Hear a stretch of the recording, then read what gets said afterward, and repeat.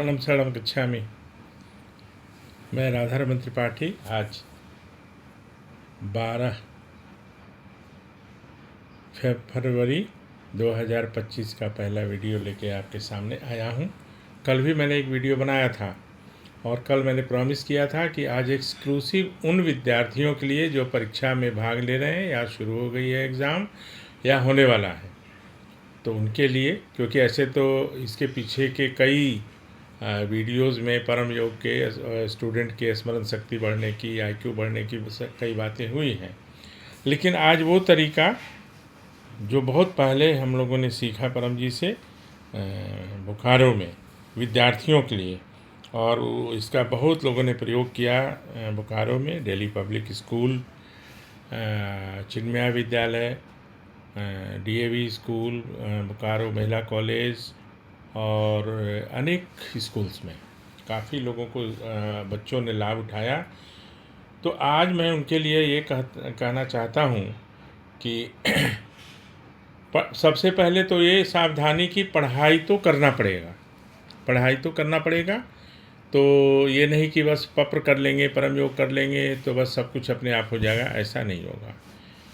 इससे लाभ ये होगा कि एक बार का पढ़ा हुआ या एक बार का सुना हुआ, जैसे क्लास में हम जाते हैं, टीचर पढ़ाते हैं और अगर हमने सुन लिया उनकी बातें या हमने पढ़ा कोई चीज़, तो वो अनेक वर्षों तक याद रहेगा, एग्ज़ाम तक तो निश्चित रूप से।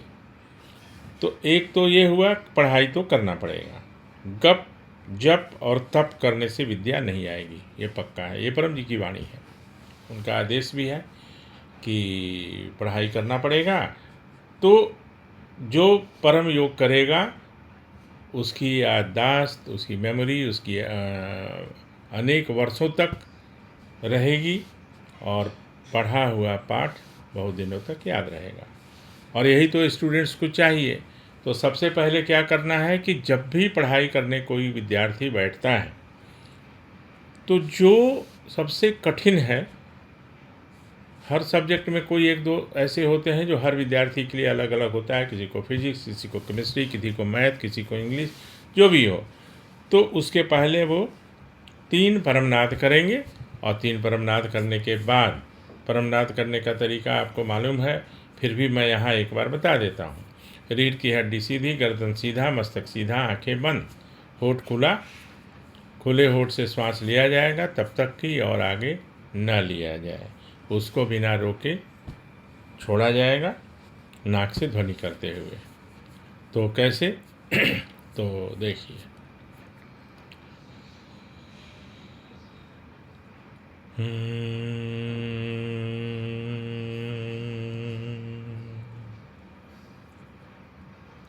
मैं यहाँ एक बार कर रहा हूँ, ऐसे 3 बार करेंगे जो हमारे बच्चे हैं, हमारे स्टूडेंट्स हैं।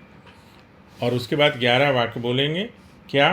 तो परमं शरणं गच्छामि, हंसं शरणं गच्छामि, अद्वैतं शरणं गच्छामि, आनंदं शरणं गच्छामि, शरणं शरणं गच्छामि।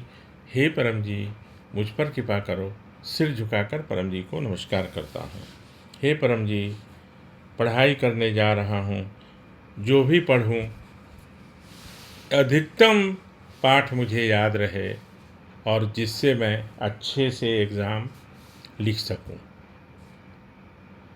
इच्छा पूर्ण होते ही पकड़ में 1 रुपया परम जी को दूंगा, 1 रुपया ही देना है, बच्चों के लिए छूट है। इच्छा पूर्ण होते ही पकड़ में एक नए व्यक्ति को किसी भी माध्यम से पितृवाई सिखाऊंगा। अब उसके बाद वो पढ़ाई शुरू करें। एग्ज़ामिनेशन के पहले जो पढ़ाई करते हैं, तो वो जो पाठ होगा या जो पढ़ाई करेंगे वो उनको याद रहेगा।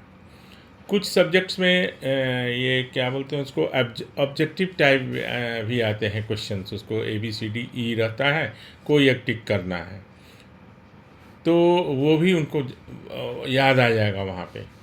अब कभी कभी क्या होता है कि एग्ज़ामिनेशन हॉल में गए और वहाँ पे कन्फ्यूज़न हो गया, क्या था क्वेश्चन, क्या था। तो अगर पढ़ा हुआ है या सुना हुआ है टीचर के द्वारा, तो मन ही मन वहाँ पे, क्योंकि वहाँ तो एग्जामिनेशन हॉल है, वहाँ पर तो आप परमनाद वगैरह नहीं कर सकते, तो वहाँ पर परम श्वास एक करके कैसे, तो आँख खुली सब कुछ वैसा ही, आँख खुली और आवाज़ नहीं। तो देखिए, हे परम जी, मुझे वो पाठ याद आ जाए, वो क्वेश्चन का आंसर याद आ जाए, और वो एक फ्लैश जैसा उनको याद आ जाएगा। इसके कई बच्चों ने हमको आके बताया है ऐसी बातें कि हमको एकदम याद आ गया, लेकिन पढ़ा हुआ होना चाहिए। जब क्वेश्चन आंसर पेपर मिलता है जिसमें लिखना है, उसको मन ही मन बैठे बैठे पपर कर लेना है। परम जी, 9वां वाक्य बोल रहा हूँ, 8 वाक्य तो है ही, 9वें वाक्य है, परम जी इस आंसर बुक में अपनी शक्ति दो, मैं अधिक से अधिक सही उत्तर लिख सकूं, सही उत्तर लिख सकूं। उत्तर तो कोई भी लिख देगा, लेकिन सही उत्तर लिखना है। और इच्छा पूर्ण होते ही पकड़ में 1 रुपया परम जी को दूंगा। इच्छा पूर्ण होते ही पकड़ में एक नए व्यक्ति को किसी भी माध्यम से P3Y सिखाऊंगा। अब ये सब छोटी छोटी बातें हैं और कुछ विचित्र जैसी भी लगती हैं, लेकिन इसका लाभ तब दिखाई देता है जो इसका प्रयोग करता है। जैसे चीनी खाने से चीनी के स्वाद का पता चलता है, डिस्कशन करने से नहीं होता।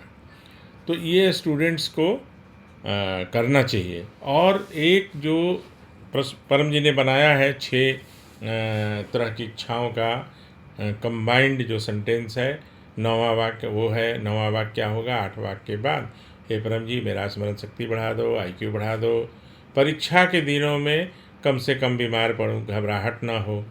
परीक्षा के दिनों में घबराहट नहीं होगा, है ना। और अधिकतम अंकों से उत्तीर्ण कराओ। अधिकतम में 100 में 100 भी आता है, तो उसमें ये नहीं कि मुझे 100 में 100 आ जाए, सब लिख दूँ, ऐसा नहीं। वो अधिकतम प्रश्नों का उत्तर दे सकूँ, तो अधिकतम में 100 भी होता है। क्या होता है? 100 भी होता है।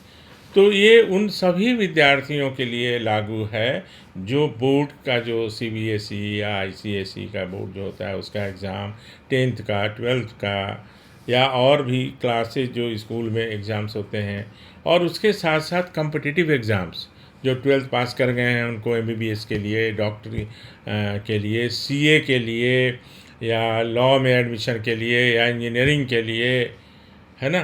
तो इंजीनियरिंग के लिए भी ये लाभकारी होगा। और किसी पर्टिकुलर इंस्टीट्यूट के लिए नहीं पत्र करना है कि मेरा IIT में ही हो, उनका IIT में भी हो जाएगा। ऐसा नहीं है कि IIT में नहीं होगा, लेकिन उनको ये रिस्ट्रिक्ट नहीं करना है इस अदृश्य अलौकिक शक्ति को। हे परम जी मेरा अच्छे इंजीनियरिंग कॉलेज में एडमिशन हो, वो ये सब लेकिन 9वें वाक्य में कहना पड़ेगा। और वो जो भी कठिन पाठ होगा, जो भी सब्जेक्ट कठिन होगा, वो देखिएगा उनको सबसे आसान लगने लगेगा। और पढ़ा हुआ, सुना हुआ, कई बार बोल चुका हूँ, वो उनको याद रहेगा। तो एग्ज़ामिनेशन में उनका परफॉर्मेंस पीछे से जितना अभी तक हुआ है वो उससे कई गुना ज़्यादा होगा, और उनको सफलता मिलेगी। और उनके जीवन के लिए जो अच्छा होगा वो होगा। परम जी का कहना था कि मुझे अच्छे नागरिक चाहिए, वो नकल करके पास करने वाले नहीं चाहिए। तो ज़रूरत क्या है? जब P3Y करने से ही इतनी ये मेमोरी और IQ बढ़ जाएगा तो क्या ज़रूरत है?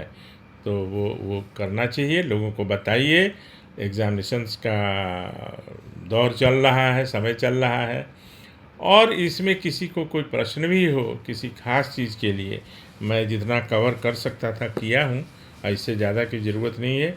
फिर जो भी 9वां वाक्य बनाना हो वो अपने मन से बनाइए, अधिक से अधिक प्रश्नों का उत्तर दूँ, हम कोई तरह की परेशानी ना हो। एग्ज़ामिनेशन हॉल में गए और वहाँ कोई तरह का लफड़ा हो गया, झंझट हो गया, तो वो सब नहीं होगा, और अच्छे से एग्ज़ामिनेशन में वो सक्सेस करेंगे। तो इतना कहते हुए मैं आपसे विदा लेना चाहूँगा। आज मैं बहुत दिनों के बाद कुछ खोज रहा था पेपर, तो मुझे अनेक चीज़ें मिली हैं, तो मैं आप लोगों को शेयर करूँगा। इसमें कुछ तो विस्फोटक चीज़ें भी हैं जो मैं बहुत दिनों से खोज भी रहा था। ये सूरत नहीं सॉरी, ये जो उमर गांव का है, उमर गांव में जो लफड़ा हुआ था, एक डॉक्टर की पत्नी थी जिसने परम जी को काफ़ी कष्ट दिया, और उसके बारे में ये इस साहित्य में ये साहित्य पुराना है, ये आज मिला है मुझे, तो मैं ये आपको शेयर करूँगा। पहले मैं थोड़ा इसका आज ही मिला है मुझे, अध्ययन कर लूँ तो मैं आपको बताऊँगा। और एक और चीज़ है परम जी ने मेरे लिए बनाया था, ये परम जी क्या करते थे कि बोकारो में रहते थे तब तो कोई बात ही नहीं है, लेकिन बोकारो से अगर बाहर हैं तो ये 16 पेजेस का ये मेरे लिए उन्होंने बनाया था और हमको मेल करवा देते थे। यहाँ लिखा होगा, इसमें है ईमेल RRT, मैंने हमको मेल करवाते थे कि आप इसको देखिए और इसको फिर आगे लोगों को भेजिए। तो इसमें काफ़ी चीज़ें हैं, जानकारी है। तो मैं कोशिश करूँगा कि इसको स्कैन करके आप लोगों को भेजूँ। बहुत बढ़िया बनाया है इन्होंने ये। तो ये कहीं ऐसे ब्रीफकेस में रख दिया था मैं। ये परम योग के लिए भी है और ये पत्र के लिए भी है, और प्रचार कैसे करना है और उमर गांव की सारी कहानी इसमें है, जिसमें परम जी को काफ़ी परेशान किया गया था, वो भी मैं शेयर करूंगा आप लोगों को। तो अभी थोड़ा सा लंबा हुआ है, लेकिन थोड़ा बर्दाश्त करिए। अब बहुत छोटा नहीं बना पा रहा हूँ, उसके लिए तो बस किसी एक इच्छा के लिए करूँगा, फिर ख़त्म हो जाएगा। लेकिन स्टूडेंट्स को, हमारे जो बच्चे हैं वो अच्छा करें जीवन में, और जो उनके लिए अच्छा होगा परम जी वही करेंगे। इसमें कोई अफसोस नहीं करना। हमारे सामने, क्योंकि मैं तो ऐसी जगह में रहा हूँ बोकारो में, और वहाँ के 45 इंजीनियरिंग में, IIT में या इसमें ऐसे, वहाँ का जो दिल्ली पब्लिक स्कूल है अभी है, लेकिन उस समय तो पूरे इंडिया में वो टॉप 5 स्कूल्स में आता था, किसी से पूछिएगा। तो वो सब हुआ है, लेकिन न चिंता करने की बात है और न ही इसमें घबराने की बात है। बच्चों पर कभी दबाव देने की ज़रूरत नहीं है कि ये नहीं हुआ, क्यों नहीं इसमें हुआ, ये सब कुछ नहीं। अगर पत्र करेंगे तो जो बेस्ट होगा, बेस्ट ऑफ द बेस्ट होगा। IIT में नहीं हुआ, लेकिन जीवन में बहुत सक्सेसफुल है। दूसरे इंजीनियरिंग कॉलेज से किया, MIT से किया, और भी कई जगह से उन्होंने किया, NIT नॉट MIT, सॉरी। तो उससे किया, और वो उनसे भी ज़्यादा सक्सेसफुल है। सो जहाँ होगा अच्छा होगा। ये नहीं कि IIT की वजह से कई बच्चों का मतलब करियर ख़राब हो जाता है कि यहाँ क्यों नहीं हुआ, तो ये हुआ। ये जो मेरा अपना अनुभव है, और मैं काफ़ी बच्चों का क्लास हमने लिया है, स्टूडेंट्स का, कॉलेज में, स्कूल्स में, तो उसके अनुभव के आधार पर बोल रहा हूँ। और फिर आपसे अभी विदा लूँगा। चरणम शरणम गच्छामि।